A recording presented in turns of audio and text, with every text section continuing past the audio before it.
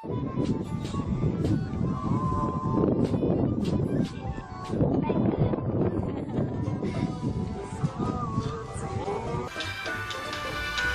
นดีเดี๋ยวแป๊บนึง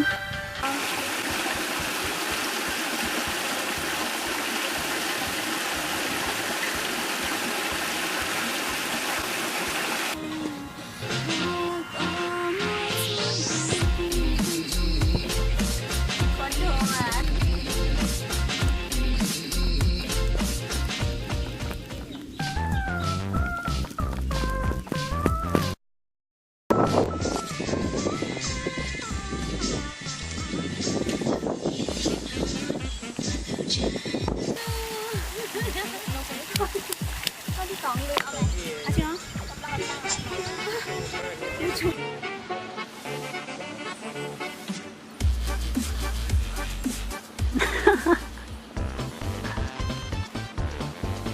พี่เราจะไม่เห็นนี่เอาไหมเดิน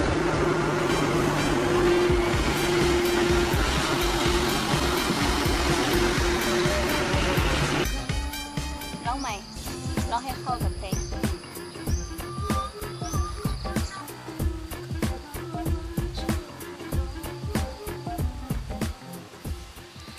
เอาใหม่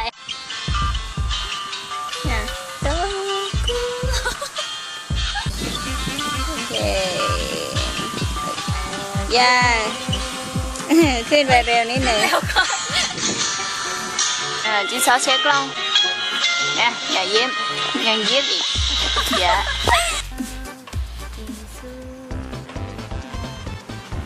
ขอโทษค่ะ